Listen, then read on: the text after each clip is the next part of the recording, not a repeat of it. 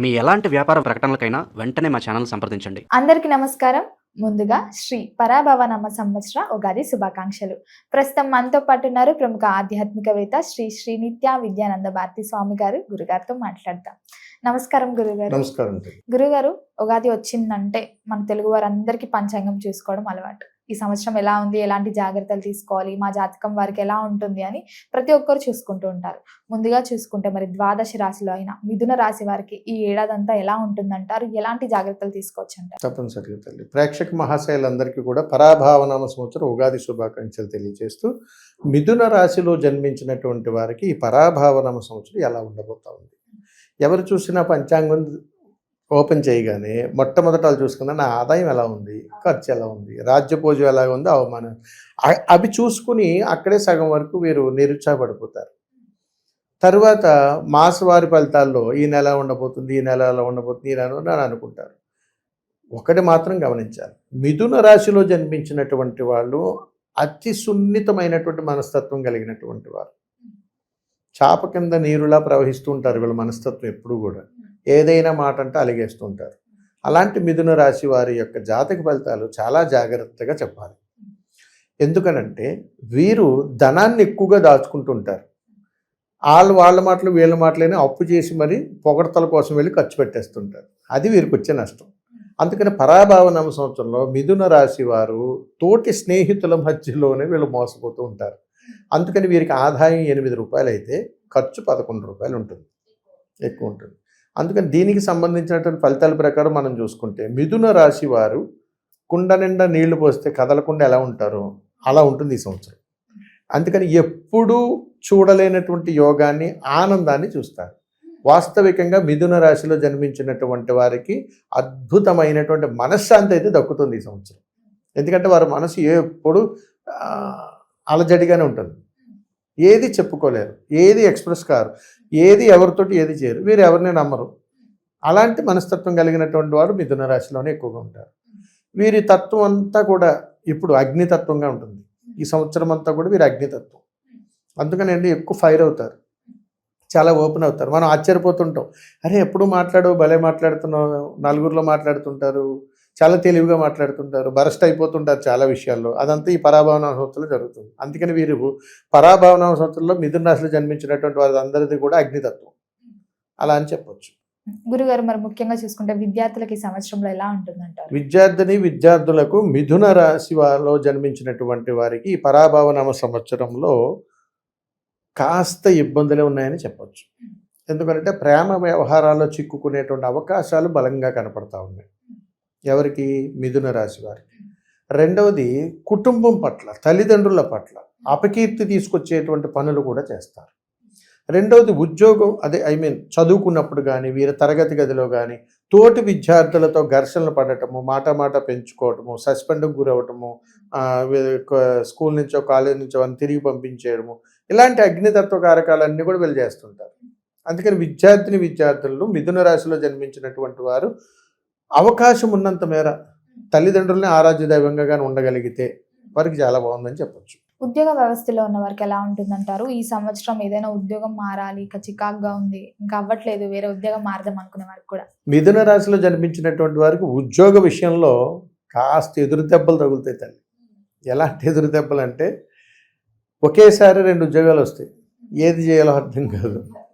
ఒకే ఉద్యోగంలో వీళ్ళు ఎన్నో కాలం నుంచి పనిచేస్తా ఉన్నా వాళ్ళు ఊహించిన దానికంటే భిన్నమైనటువంటి ప్రయత్నాలు జరుగుతూ ఉంటాయి. అంటే మంచి కీర్తి అన్నీ వచ్చేస్తాయి, వీళ్ళకి తబ్బుపు అయిపోతుంటారు. నిర్ణయాల పట్ల కొద్దిగా జాగ్రత్తలు తీసుకుని కఠినత్వంగా ఉండి మంచి నిర్ణయాలు తీసుకోగలిగితే మిథున రాశి వారికి చాలా బాగుందని చెప్పొచ్చు. ఉద్యోగాలు చేసేటువంటి చోట మిథున రాశిలో జన్మించినటువంటి వాళ్ళు ఈ పరాభావన సంవత్సరంలో తోటి ఉద్యోగుల దగ్గర అప్పులు చేసి అప్పులు పాలయ్యేటువంటి అవకాశాలు అదొక్కటే బాధాకరంగా ఉంది. అందుకని మిథున రాశిలో జన్మించేటువంటి వాళ్ళు ఉద్యోగస్తుల దగ్గర, తోటి స్నేహితుల దగ్గర అప్పులు చేయకుండా ఉంటే వాళ్ళకంటే గొప్ప వాళ్ళు ఇంకొకరు ఉండరు. వివాహ యోగం ఉందంటారా? మిథున రాశి వాళ్ళకి అమ్మాయిలకి వివాహ యోగం బలంగా ఉంది. అబ్బాయిలకి అయితే మాత్రం ఈ సంవత్సరం వివాహ యోగం తక్కువగా ఉంది, అంటే 20% ఉంది. అమ్మాయిలకి 90% అవకాశం ఉంది. మరి అబ్బాయిల కోసం ఏదైనా పరిహారం తప్పనిసరిగా ఉంది. వీరు చేయాల్సిందల్లా ఏమిటనంటే, మీకు దగ్గరలో ఉన్నటువంటి ఏదైనా హనుమాన్ దేవాలయానికి వెళ్ళి హనుమన్ నామస్మరణ చేస్తూ ఎరుపు రంగు పుష్పాలను స్వామివారికి సమర్పించండి. వివాహం కోసం ఎదురు చూసేటువంటి మిథున రాశిలో జన్మించేటువంటి వాళ్ళు ముఖ్యంగా వారు వివాహం కోసం ఎదురు చూసేటువంటి వాళ్ళు మిథున రాశిలో జన్మించినటువంటి మగవారు ఆరాధ్య దైవం ఈ సంవత్సరము వివాహం కోసం అయితే హనుమన్ స్వామివారు మాత్రమే. కాబట్టి ఆంజనేయ స్వామివారిని వీరు ఆరాధిస్తే వివాహం వెంటనే అయిపోతుంది. అలాగే గురుగారు, ఎవరికైతే సంతానం జరగలేదో సంతాన యోగం ఉందంటారా? ఒకవేళ సంతానం జరిగితే వాళ్ళ పిల్లల పట్ల ఎలాంటి జాగ్రత్తలు తీసుకోవచ్చు? తప్పనిసరిగా మిథున రాశిలో ఉన్నటువంటి వారికి మొదటి 6 నెలల్లో సంతాన యోగ్యత లేదు. తర్వాతి 6 నెలల్లో కూడా సంతాన యోగ్యత అనేటువంటిది వీళ్ళకి అనుకూలంగా ఉంటుంది. అందులో ఎలాంటి అవాంఛనీయ సంఘటనలు లేవు. కాబట్టి అది యోగకరంగానే ఉన్నదని చెప్పొచ్చు. కళాకారులకి, సినీ రంగంలో ఉన్న వారికి ఎలా ఉంటుంది? కళాకారులకి, సినీ రంగంలో ఉన్నటువంటి వాళ్ళకి స్త్రీమూర్తులకు యోగం పడుతుంది. ఈ మిథున రాశిలో జన్మించినటువంటి వాళ్ళ స్త్రీమూర్తులు ఎవరైనా కానీ సినీ రంగంలో కానీ ఉంటే వారు పట్టిందల్లా బంగారమే. వారి చాలా మంచి అవకాశాలు వస్తాయి. చాలా యోగకరమైనటువంటి సమయంగానే చెప్పొచ్చు. పురుషులు కానీ సినీ రంగంలో ఉన్నటువంటి వాళ్ళు ఎవరైనా వస్తే మీరు ఏదైనా సినిమాల్లో నటించినా అది ఫ్లాప్ అయ్యేటువంటి అవకాశాలు ఎక్కువగా ఉన్నాయి. రాజకీయ రంగంలో ఉన్న వారికి రాజకీయ రంగంలో మిథున రాశిలో ఉన్నటువంటి వారికి అంత ఆశాజనకంగా లేదు. సర్వసాధారణమైనటువంటి పరిస్థితి. అందుకని వీరి యొక్క జీవితంలో వీరు అవమానాలు, గౌరవాలు రెండూ చూసుకోవాలి.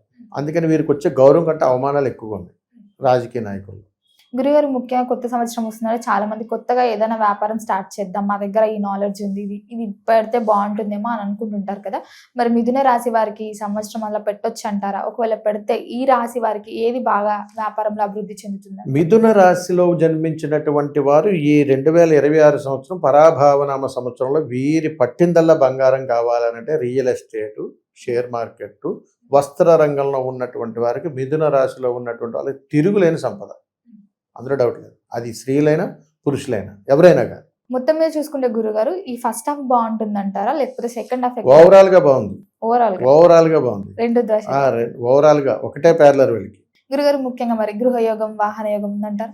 మిథున రాశిలో జన్మించినటువంటి వారికి మొదటి 4 నెలలు కూడా ఏ వాహన యోగం కానీ గృహయోగాలు కానీ లేవు. సంవత్సరం మొత్తంలో మధ్య భాగంలో అంటే మొదటి 4 నెలలు కాకుండా తర్వాత వచ్చేటువంటి 4 నెలలు వీరు వాహనం కొంటారు, స్థలం కొంటారు, ఇల్లు కొంటారు. ఏ కలున్నా నెరవేరుతుంది. ఖచ్చితంగా సంపూర్ణమైతే జరుగుతుంది. విదేశీ యోగం ఉందంటారా? విదేశీ యోగంలో అంత ఆశాజనకంగా లేదు మిథున రాశి వారికి. మిథున రాశి వారు విదేశీ ప్రయాణం చేస్తే వాయిదా వేసుకోండి, 2027కి వెళ్ళిపోండి. రైతులకు ఎలా ఉందంటారు? రైతన్నలకు మాత్రం అద్భుతమైనటువంటి ఫలితాలు. ఆడవారి పేరు మీద కానీ పంట పండించారా తిరిగి చూసుకోక్కర్లేదు. ఇంకా గురుగారు, మిథున రాశిలో ఆడవారు, మగవారు ఇద్దరు ఉంటారు. మరి మగవారికి ఎలా ఉంది, ఆడవారికి ఎలా ఉంది? ఓవరాల్గా మిథున రాశిలో జన్మించినటువంటి స్త్రీ పురుషులు ఇద్దరిలోనూ కూడా ఈ సంవత్సరం మాత్రం పురుషులకు 60% బాగుంది, స్త్రీమూర్తులకు 40% బాగుంది. అలాగే మిథున రాశిలో పుట్టినటువంటి వారు ఎవరికైనా కానీ మీరు మాట్లాడేటువంటి మాటల్లో గౌరవాలు తక్కువగా ఉంటాయి, అవమానాలు ఎక్కువగా ఉంటాయి. అందుకని రాజ్యభోజం 1% అయితే అవమానాలు 4%గా ఉంటుంది. అందుకని చాలా జాగ్రత్తగా ఆచితూచి మాట్లాడాలి. అంటే ఏది మాట్లాడినా తిరిగి రివర్స్ అవుతుంటుంది, శత్రువులు పెరిగేటువంటి అవకాశాలు వస్తాయి. అది ముఖ్యంగా మగవాళ్ళకి. ఇంకొక చిన్న రహస్యం మిస్ అయ్యాను ఇందులో.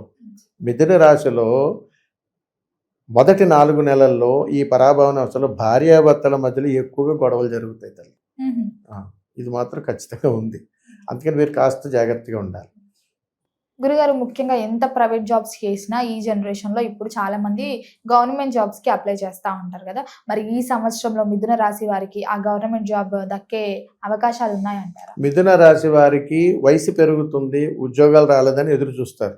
ఈ 2026 సంవత్సరం పరాభవన అవసరం నిరాశ ఎదురవుతుంది. ఎలాంటి ప్రభుత్వ ఉద్యోగాలు దక్కేటువంటి అవకాశాలు. మరి మొత్తం మీద చూసుకుంటే ఈ సంవత్సరం అంతా బాగుండాలంటే ఏ దైవాన్ని పూజించమంటారు, ఎలాంటి పరిహారాలు చేసుకోవాలి? తప్పనిసరిగా మిథున రాశిలో జన్మించినటువంటి వారు పరాభావనామ సంవత్సరంలో వీరు ఆరాధించవలసినటువంటి దైవం గణనాథుడు, గణపతి. వీరు ఒక విచిత్రం ఉన్నది ఇక్కడ. నాట్య గణపతిని ఆరాధనగానే చేస్తే 2026 పరాభవన సంవత్సరంలో వీరి ఇంట అన్ని శోభామయమే. వీళ్ళకి ఏదైనా పని జరగట్లేదు ఈ సంవత్సరం, నాట్య గణపతిని ఆరాధించండి. అందుకని గణనాథుల్లో అష్టగణపతులు ఉంటారు. అందులో నాట్య గణపతిని కానీ ఆరాధిస్తే మిథున రాశి వారికి ఈ పరాభవన సంవత్సరంలో వచ్చేటువంటి అపకీర్తి అంతా కూడా ఆయన యొక్క శబ్ద తరంగాలతో వెనక్కి పంపిస్తాడని ఉంటుంది. చాలా యోగం పడుతుంది. అందుకని ఈ సంవత్సరం అంత వారు నాట్య గణపతిని ఆరాధించి స్వామివారికి నచ్చినటువంటి అటుకులను కానీ నైవేద్యంగా పెట్టుకోగలిగితే ఎప్పుడు కష్టం వచ్చినా ఆయన నామస్మరణ చేయండి చాలు. గురుగారు, మొత్తం మీద ఈ ఏడాదంతా మిథున రాశి వారికి ఎలా ఉండబోతుంది, ఎలాంటి జాగ్రత్తలు తీసుకోవాలి, ఏ దైవాన్ని కూడా పూజించాలో తెలియజేసినందుకు ధన్యవాదాలు. శుభం తల్లి, నమస్కారం.